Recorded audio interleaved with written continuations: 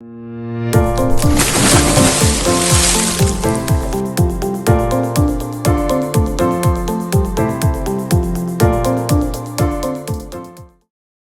this is Fish, and we're in for another episode. You know, I always wonder, I know this is season 1, but I never remember what episode it is.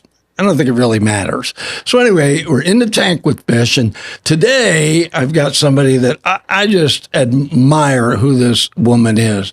What she does, how she does it, the way she thinks. And I think you guys are going to get a kick out of this. So I have with me doctor, right? And I always think, doctor, it's like, do I have a fever? I mean, it's like not that kind of doctor, right? Just Fal. It's Fal Asrani, and she is currently the superintendent of schools for Marysville Joint Unified School District. I knew I was going to have a little difficulty getting that out, but I got it out. And so, Paul, I asked you to come on, and you said to me, well, what do you want to talk about? Well, with you, everything, right? There's a lot of stuff I'd like to talk about. Sure. But let's talk a little bit about how you ended up in education, right? What was a pull on you? You know, I mean, it's just like we talk to kids and they say, I always wanted to be a policeman. I always wanted to be a fireman, right? Yeah, where did it start for you? Well, first, just a little bit about yourself. Where'd you grow up? Sure. I was born in India. Born. Yes. Yes. I didn't get. Yeah, I know. I guessed that. You sure did. It had nothing to do with my accent. I was born in India. I was born in Calcutta, where Mother Teresa used to be. Ooh. Right? So, grew up in India, grew up in the Middle East with my father. He worked in the Middle East for a multinational American company, actually. Went to boarding school all my life. So grew up in boarding school with what you call the boarding school brats, right? Yeah. They've been spoiled, but taught me to be independent and how to survive in the face of adversity or tackle some of the bullying issues that we face, right? Then came to America to study law, studied law in India, came to America to study law, and then while I was getting ready to get into the law school, basically, a friend of mine said, why don't you go and substitute teach? And I didn't know what that meant. I'd never wanted to be an educator. It was never an urge at that point. And I was a grown adult. You know, I wasn't a little kid. I was 25 years old. And I started substitute teaching, and every day I would be called. I guess I did okay because they kept calling me. And I used to watch a group of students walking on the other end of campus with an adult. And I wondered who they were. And I had never seen special education in my life. We didn't have in the 80s, 90s, 2000s, when I came here, early 1900s, 1990s. You're not that old. Well, I know you're not that old. I had never really seen special education. Yeah. I tell you, Mr. Fish, I saw children and I thought, I want to teach special ed. I want to teach students who I can do something for. And I went to the principal and he said, get out of my office. You're going to be a lawyer? There's no way. So the very next day I went to Chapman University. I signed up for my teaching credential. And I taught while I got my master's in special education. I picked up about 4 credentials and became a special education teacher. And I taught all levels of special education from students with certain learning needs to students with physical and emotional needs. And then the superintendent picked me up and brought me to the district and said, now you need to run some programs for us. And so that's how I've been in education. To me, it truly became a calling. It was not so much as a career that I thought I would do. I just consciously left my career wanting to be a lawyer and became an educator. Was there a moment? Was there one of those, I'm in the right place? Always, every single day. I've never regretted it, ever. Even one child, if I can make a difference to one child, I believe I've done what I was put in this earth to do. They have a saying that teachers, it's the aha experience. So when they're teaching and a student has that I get it, aha, that is just absolutely the thrill of a teacher's life. Absolutely. One child that says, oh, that's what you meant. Oh, yes, we got it. Got it done today. Yes, absolutely. I have the same thing with employees. little For bit. sure, for sure. They were all students once. Yeah. From that point, then you've really never changed. And so no matter where you're at in the educational system, you've never changed. You know how valuable special ed is. So it's not a sideline to you. It's not an add-on. It is part and parcel to the whole system. It is. And I think that's why I became an educator, is because as I experienced working with students with special needs, it opened up my eyes to the various levels of needs our students have, even if they do not have an IEP, individual learning plan, education plan. And I realized, how unique. And it's sad to say, if you're not, I look at our teachers every day and I admire them so much, because not one child is the same. And every teacher in every classroom, from preschool to adult ed that we have, are there because they truly care. And we know they care. So I had the same experience, and I think it shapes who we are.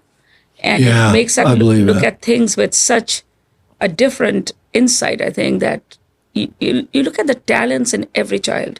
Every child is unique, and every child is capable of being the best they can be.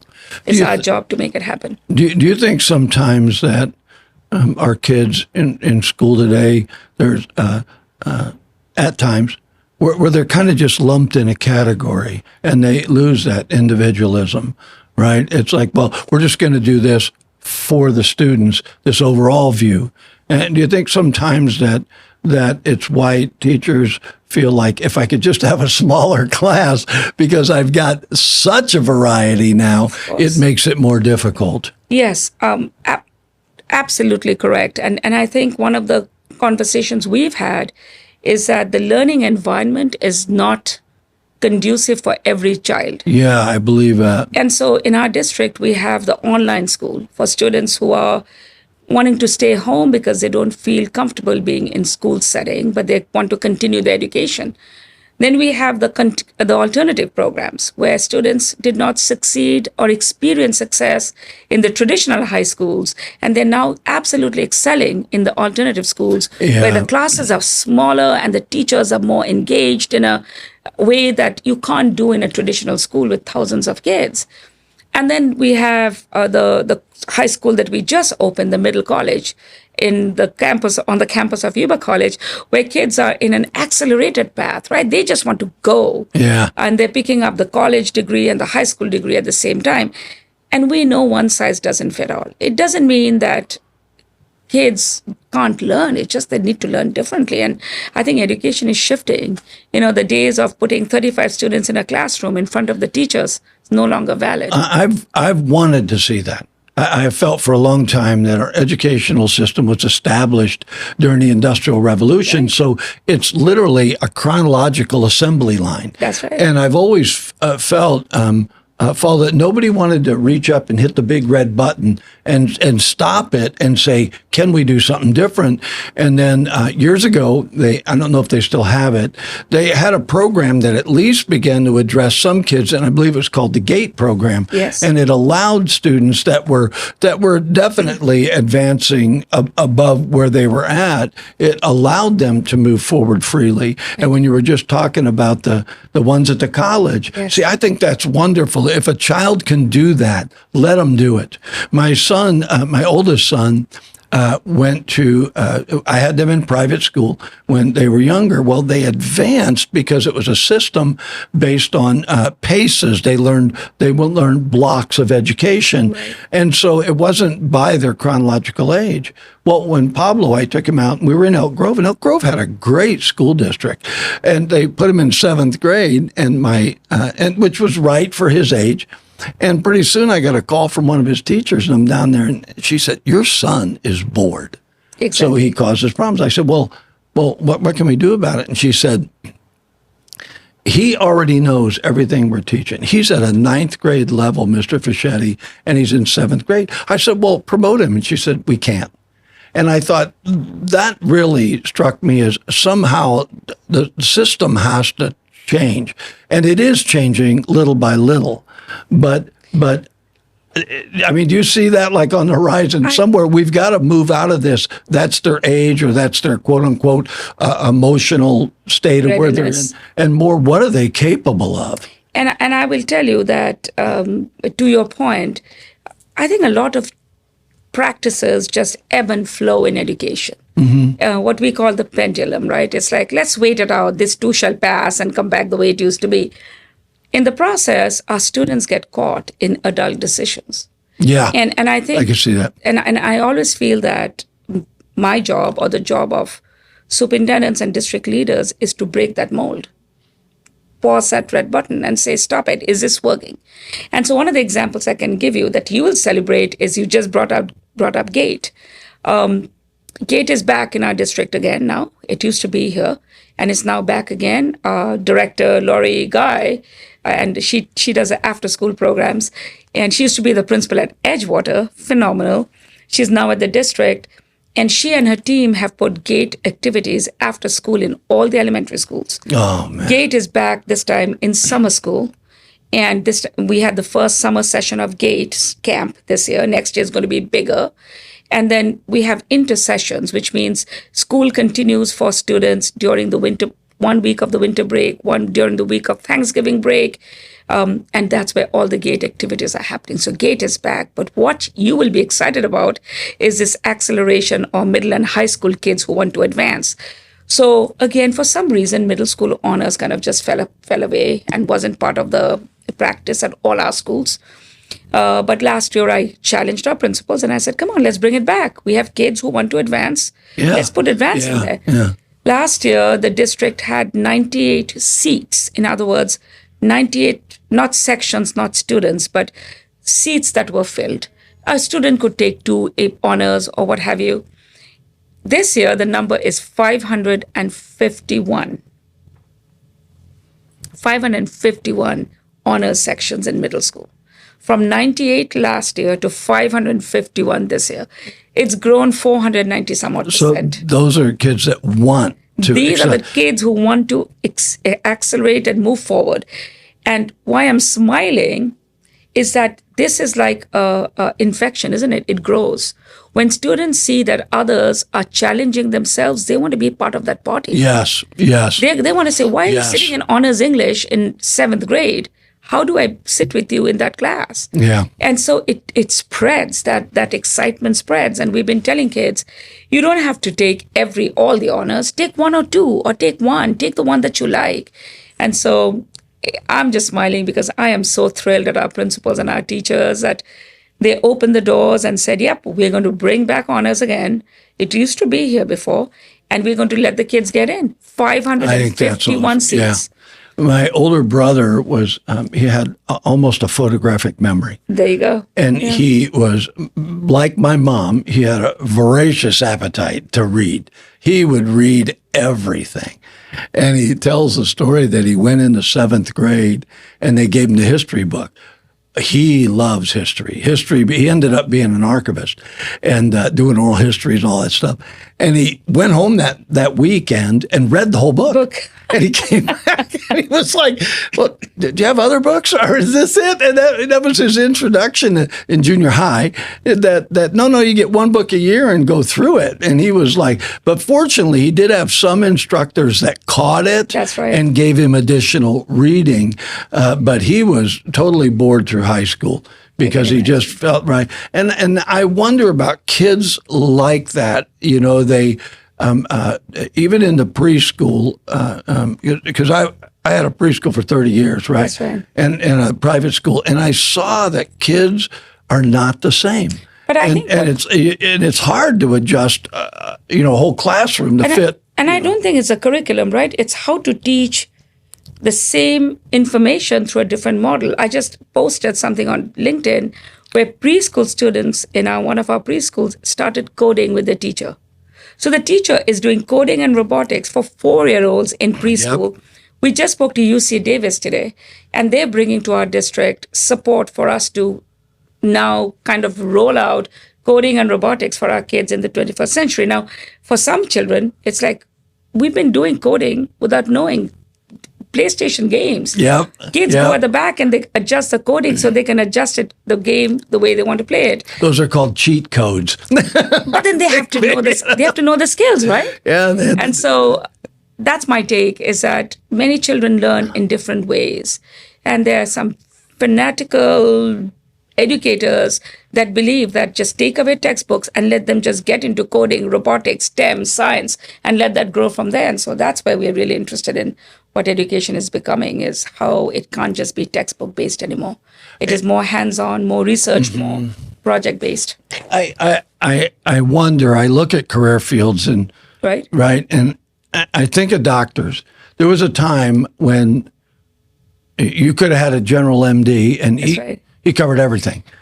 Yeah. And now doctors are so specialized, right, that they do a specific area, but they do it very well, right?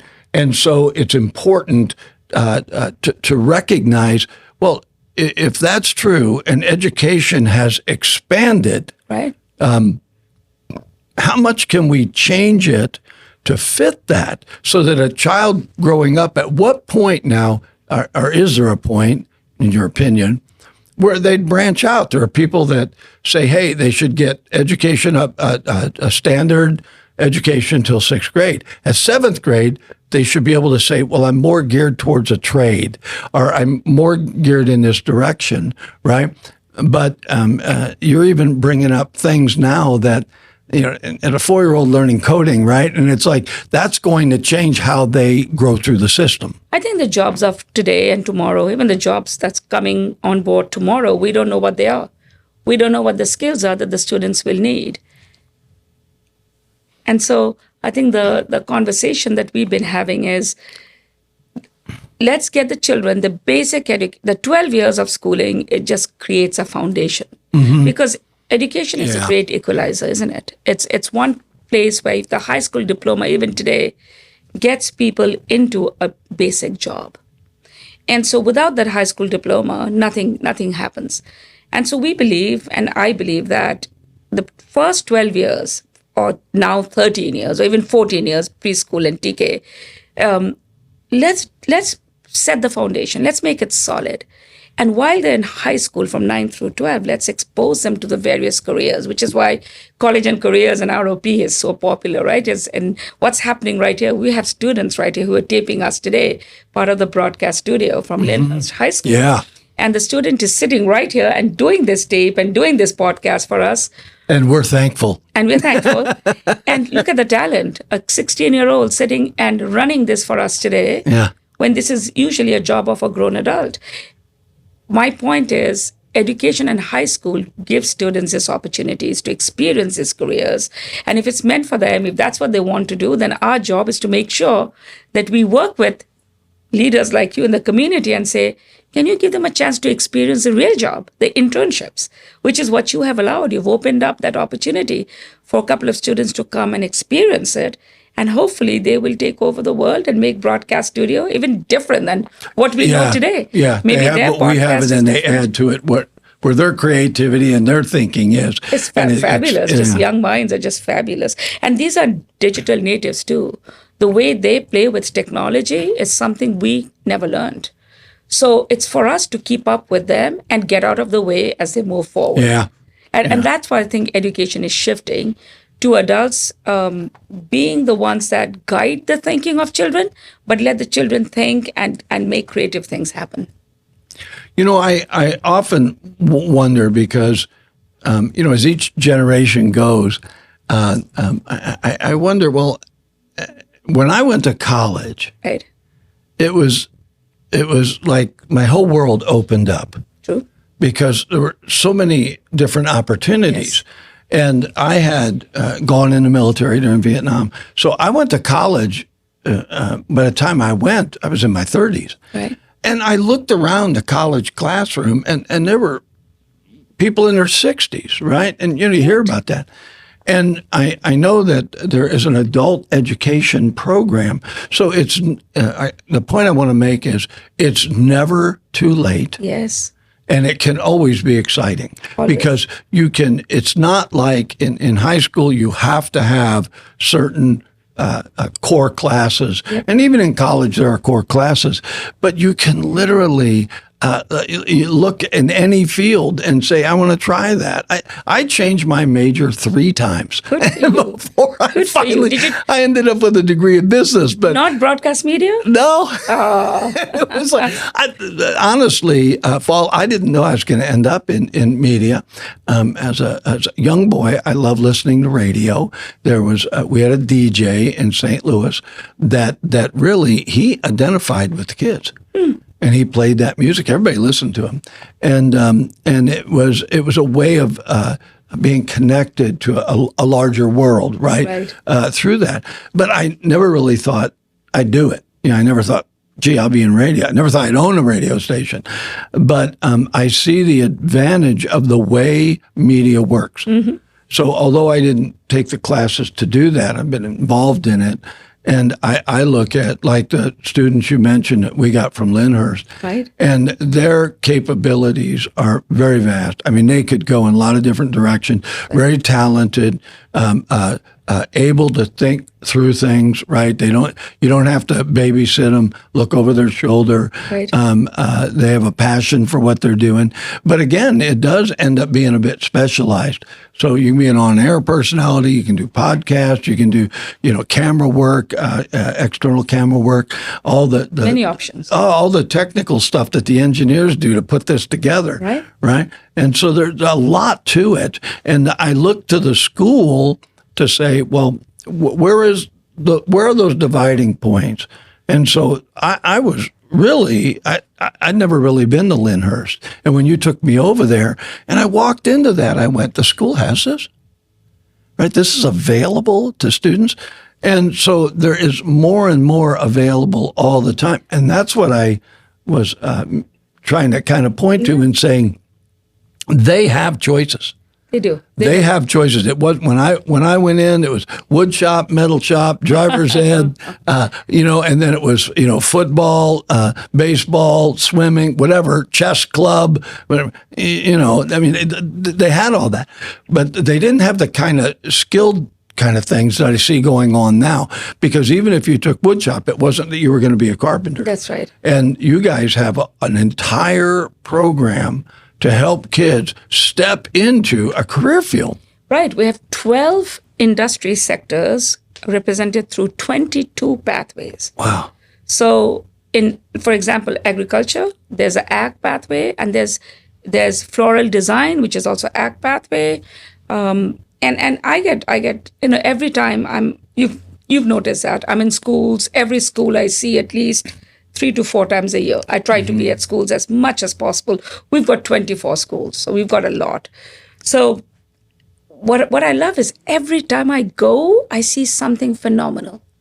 And I look for it. I'm like, show me. I don't even ask the question. I'll suddenly see something. I'm like, oh my gosh, our kids are doing this. But what we sometimes forget is our teachers have also evolved with it. Yes, I believe it. They have moved away from standing in front of the classroom and lecturing to the teaching style has changed so much. And then you walk into the classroom and you see the projects or the interactions between the teachers and the students and the relationships that they're building is just so wonderful to see. And it's just exciting to see that. Sorry. All right. So I do want to ask you, because you've seen so many changes and you've been in education for a while. And if I could put you in charge of, I don't know what the office is called, but of education in California. Oh, yeah. Tomorrow. Department of Education. Yeah. So tomorrow. This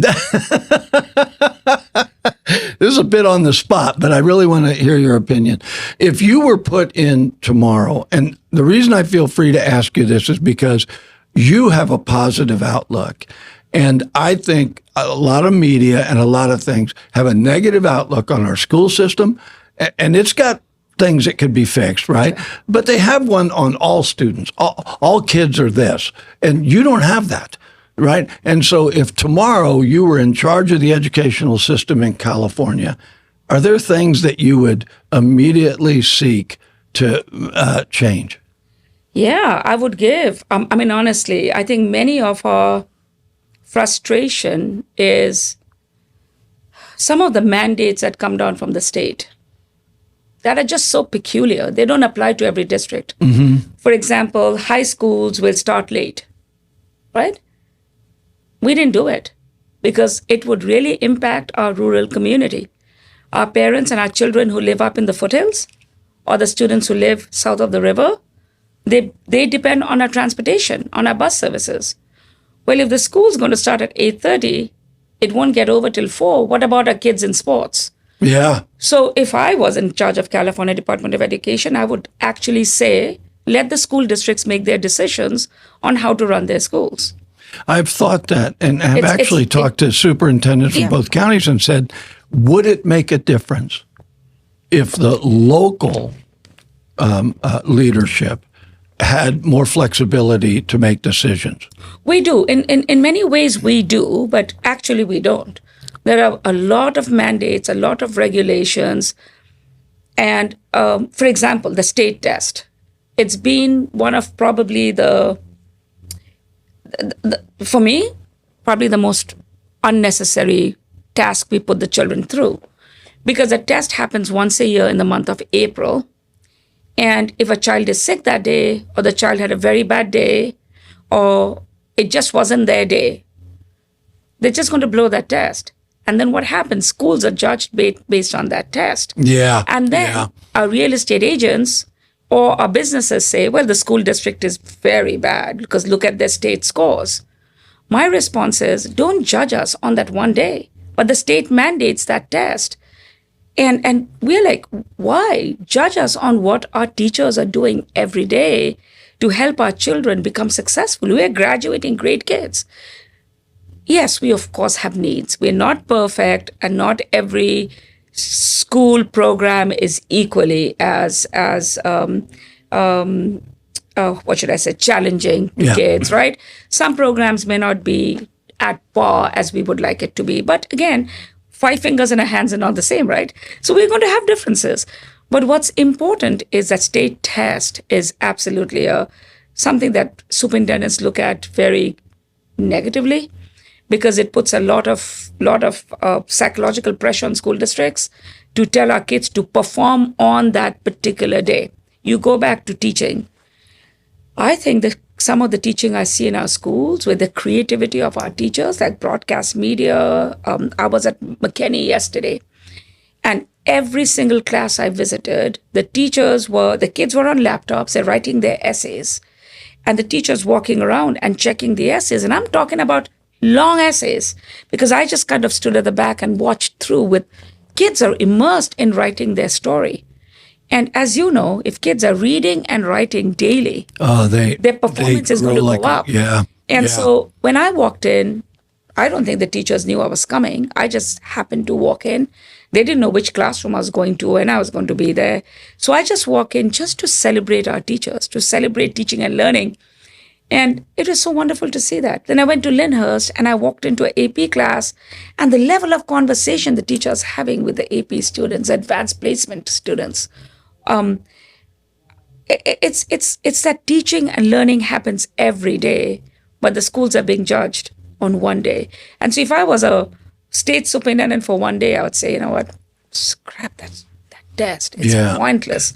Give us instead assessment a couple of times a year. Small ones, show progress, right? Don't judge us with one test. It's not a fair assessment of our children or our teachers or our schools.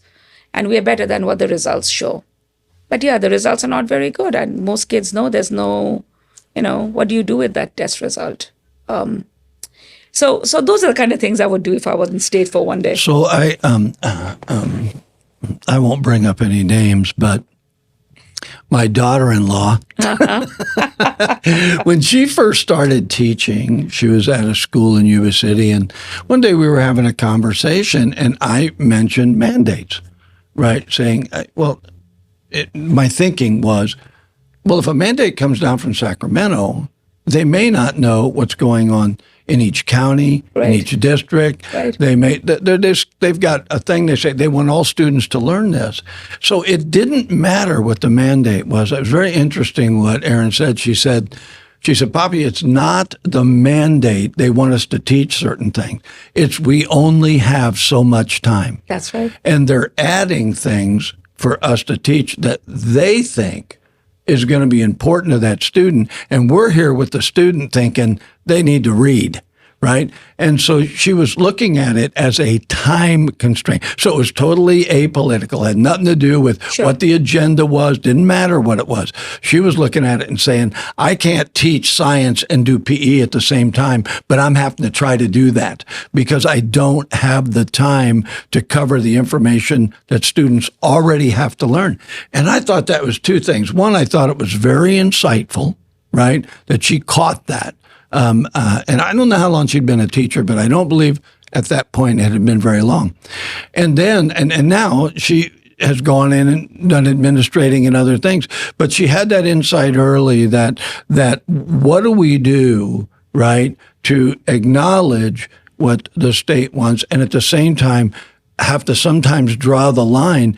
And even if someone at district level doesn't draw that line, I think sometimes teachers go, I just don't have time. Yeah, I think she touched on something good. What I do like that I think what the state tries to do is to make sure, again, education is a great equalizer, right? We want the basic information for all children to have. They should read at grade level. Yes. They should be able to balance their checkbooks and understand the difference between addition, subtraction. Do we all use trigonometry and calculus in our lives? No, we don't. But there's certain algebraic equations and geometry is part of what we do. And so some of that information has to be consistently given to all children. Yes. And I think the state has said that these are the important standards so that whether you're sitting in a high, rich community like Palo Alto, or whether you're sitting in a very poor district like Compton, that you know that children are going to get the same quality of education. I agree. Yeah. That's where I think the state does a really good job. And I think that's why the state exists. I think my comment about the state test is because some of those decisions I personally think doesn't help our children and doesn't really help us because it's a one-time test. So if the state made a choice, you will test kids very quickly, 20 minutes, once in December, once in March, and once in June. So we can see the growth. That's good, yeah. One time a year doesn't help. And the next year when we get the results, the children have already moved on to the grade level, the next level. The standards are different, the content is different. So our teachers struggle with, what does that mean? And it only means that it helps us to teach maybe a little bit more precisely and more targeted for the next group of kids coming to us. But we don't judge our teachers based on those state scores. And we definitely don't judge our students. So the only people that get judged are the schools. The Marysville schools are very low performing. Well, yeah, we serve a very diverse community. But if you take those grades and break it up, some students do phenomenal, some students don't do well. You average it out, the schools don't look good. But if you look at our CTE completion rates, you look at our students who are taking some phenomenal courses or being successful and graduating, I'm sure we'll see pockets of immense success. And now with the acceleration of honors and GATE coming back again, our children challenging themselves. We've got some phenomenal staff. I think that's one thing I would say is that the team at the district right now that I have the honor of working with, and some of them were there before I got here, some of them have come with me. We have a really dedicated, smart people running the various departments. I mean, look at our facilities department, right? The gentleman who's now in charge of maintenance and operations, Doug Trower. I mean, the projects under his supervision, whether it's putting in the track in Marysville and Lyndhurst, which the community, by the way, Mr. Fischetti, has been waiting for 30 years, over 30 years. The track students have already graduated. And then supervising the building of the new Covalot School or the new school that's going to go in Foothill. All this work is coming out of the maintenance and grounds and maintenance department. What a phenomenal leader there. And look at that transportation director, Greg Taylor. He's maintaining 45 to 50 routes covering our entire school district, making sure kids are picked up and taken to school on time. And by the way, school districts don't have to provide transportation anymore. Marysville chooses to do that. Oh, that's So good. we do it. We don't have to. The only ones the law says we have to are students in the special education program. Yeah, I'm aware of that. Right. I We don't have know. to provide. We still provide, and every day he's hiring people, more people. I saw a post that said, "Hey, we're looking for bus drivers. We'll He's train trying them." so And I hard thought, to is get it them. too late for me to get another career? No, I think we like you here because you've made something possible that doesn't happen in every community. You've given a place for our schools to come and talk to our community about Yeah. what we do. It was important to me, and It is so I do want to mention that to you. Education is important to me. I've been involved in preschool and private ed for over 30 years. My son, and you know Pablo and Right. Aaron, and Aaron is in your district, and they love education. They're involved. And so I've always had that around me. And when I got the station and knew the mandate was to educate and inform, one of the first places I looked is how can I change the national narrative? Right. And then I thought, I'm not going to change the national narrative. Oh, how do I get the local narrative out? Right. So instead of trying to combat information that quite honestly, Fal, I knew did not fit us. I knew that is not who we are. Right. It enabled me to turn that around. And one of the places I looked to was education. Right. So I got several of them to come on or at least send somebody on so we could do that. But when I met you, it was like immediate. And I told you I'd never done that before. I said, I'm giving you every Friday because I knew that you're not the kind of leader. Well, the kind of leader you are is one that recognizes others' leadership. Oh, yes. And so you have an ability. So you begin to send them on. They're excited. It was much more of a positive outlook. And I want the community to know that there's a lot of really good kids out there. That's right. They're not everybody is what you read on a police blotter. And so I thought that was important. But then because there's been such a concern for the educational system in California, Right. and I've told you when I came here, California was number one. I don't know where they're at now, but they're not one. We're not one. And They're so, on the pile now. and so it's exciting. There's somebody say we really want to go forward, Right. and we have the people to do it. I want to touch on this. I had it's not the current chancellor of Yuba College, but I had one on a number of years ago when I was at talk radio. And there was two things that struck me. One was they said that colleges try to predict what career fields are going to be needed, right?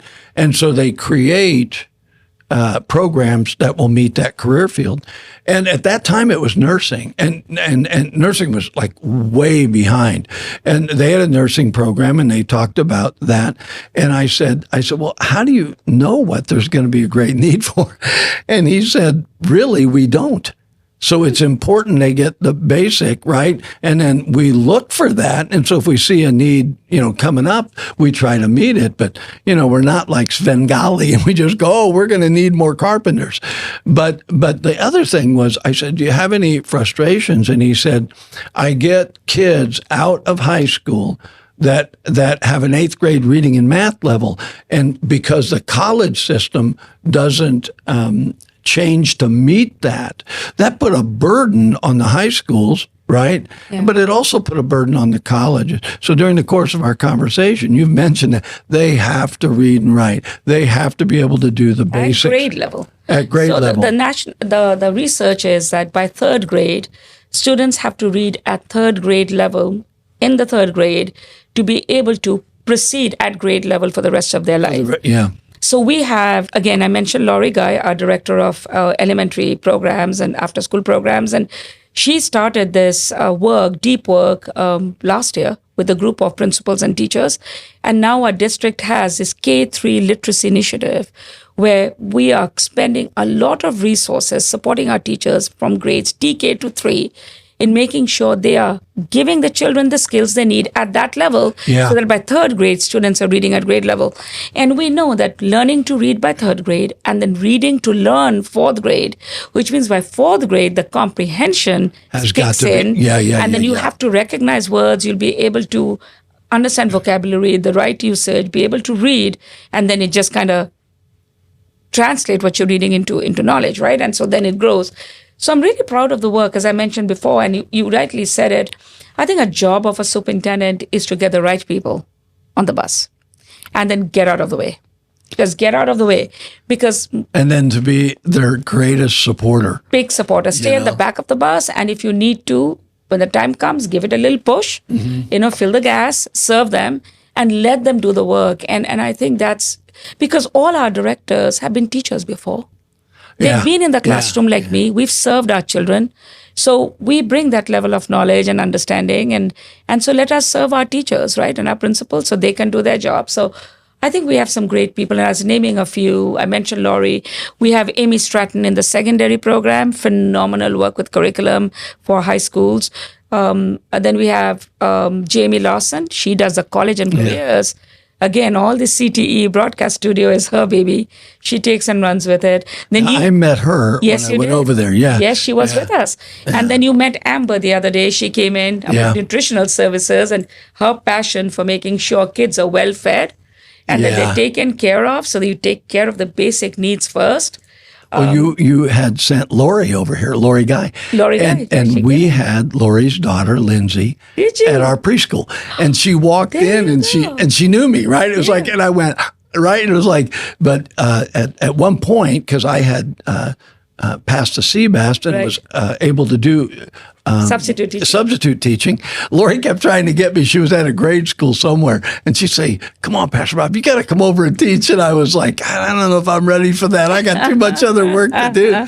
But you do have key people in key areas, and I'm really glad you said what you did. They have been teachers. There is a point at which you get out of the trench, right, where you're every day, and you got to be very careful to not get too far from where the actual learning experience is going on. But then if you move yourself 2,000 feet away from the trench, then you're able to see where the gaps are and you can support those gaps. And I think that's the role of district office and I always tell my children and my adults, if there were no children, why would you need us? Why would we need teachers? Why would you need principals and district staff? So our job is actually backward map. For me, the service model is an upside down cone where the students are on the top and we are at the bottom. Our job is to serve, right? To serve so that children can get the best they can. Really proud of that. We have a really good district. I think, as I mentioned before, I think my job is to just find the beautiful work that's happening and celebrate it and draw attention to it, because very often we don't talk about the good work. And then somebody somewhere just finds a negative thing to spin and literally derail the good work that's happening. And negativity is so rampant these days, especially with social media, that people just think they have the right to just say whatever they want without factual knowledge. I think our job is to pay attention to some of those negativity, because sometimes there is a lot of truth to it. We're not perfect. But let that not derail the good work of our teachers, our support staff, our principals, our counselors, because God, they come to work every day to do the best. And so that's why I think education works, and the American education system, truly, unlike other education systems around the world, is the only one that educates every child in a school. Wow. Isn't it? I didn't think of that. If you go to European schools, they're different. If you go to India too, they're private schools and public schools. The public schools in India is just the opposite terminology, but they're for the children of parents with the money and the education. The private schools are more parochial schools or Christian schools, and then they're government schools that are for everybody else. The quality of instruction absolutely differs. It's in America where every child, we get the honor to serve every child, whether you come to us with a learning disability, whether you come to us with a physical disability, or you come to us with the highest level of talent. This is the only system that allows every child to get the fair share. And so we should take that responsibility very seriously. And I feel humbled that I chose to do this. You get to do that. Yep. Yeah, you are in a unique position in that you have to be a liaison with everybody that's involved in the decision making Believe me, they don't always like my decisions. Well, I was going to ask you that because I've never heard a negative about you. They wouldn't say that to me. They would avoid that. Well, I think that when you bring about change for the sake of the greater good, for lack of a better term. But like you said, you have to be high enough up you can see everything, and then decisions have to be made there. But you incorporate your staff uniquely for their particular talents and understanding before you make a decision. Absolutely. So it's not like, you're just saying, well, I think we ought to do this. You just jump up and do it. You've been able to do that. And so I can see where some people would go, she's making me uncomfortable. This is the way we've always done it. Can we just continue to do it that way? I know. But that's that old proverbial, if you do it the same way over and over again, it's like you get the same results. And you get the same result. And it's like we're trying to get a different result. We're going to run out of time, but Marysville School District, Marysville Joint Unified School District, is how many schools? 24 schools plus an adult school.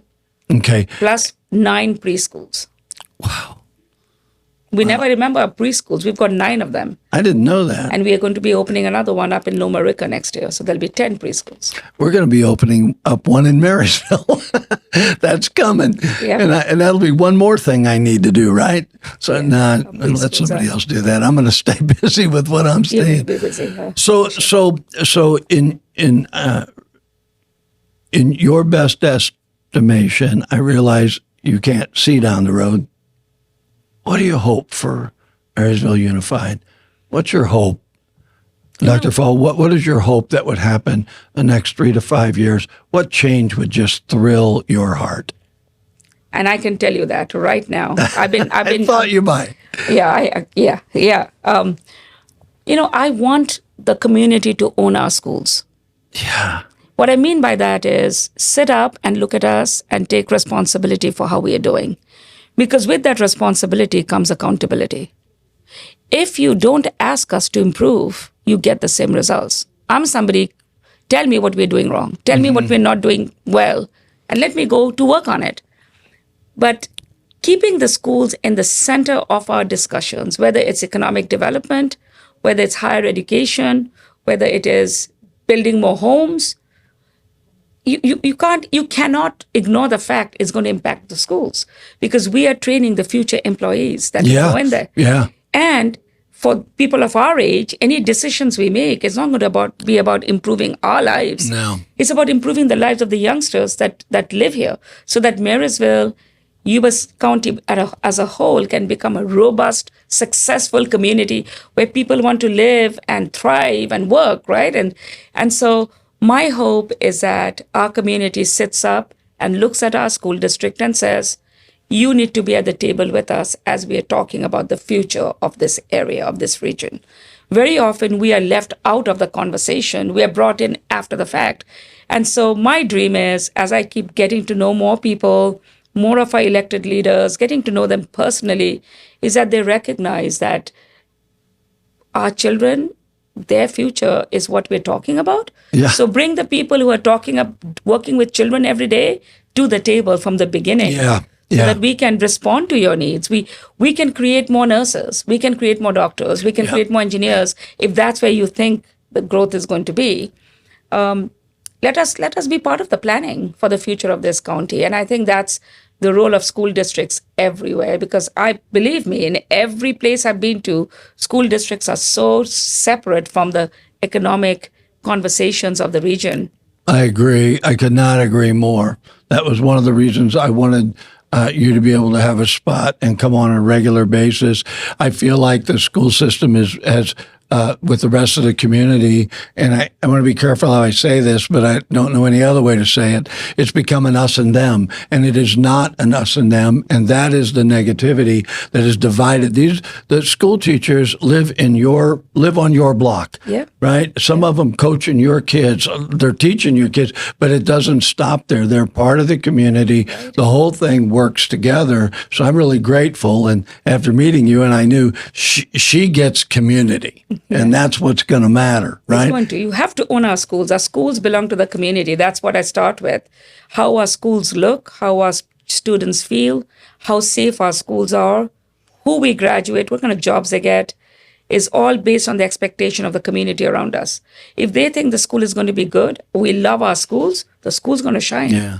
But if there's a opportunity to just go on Facebook and make digs at the school, well, after a while, we don't really Anybody can do that. feel good. Anybody can do that. And that's why Facebook and some adults, they just go after some of our schools, and it breaks my heart. They don't know our schools, or they just remember some negative experience they've had, and they don't want to give an opportunity to the young people and the new people to make a change. So we're always improving. We are always getting better every day. Dr. Fal, thanks for coming on. Thanks for agreeing to do this. And, folks, I just want you to know, I asked her to come on because we get a little bit more time here. And it is my hope that you get to hear her heart. But also on 93Q, every Friday is Marysville Joint Unified School District has that spot. So that's 7:00 interview. Dr. Fal sends different ones in. And I hope you'll tune in because you get an opportunity to hear the positive side, not a lot of the stuff that you've heard. So it'd be really great. Tune in. And I love what she said. It's probably a time that the community says, the school and those kids and everything that's involved, it is my responsibility to coin a phrase, you are your brother's keeper. Hey, thanks for watching In the Tank with Fish.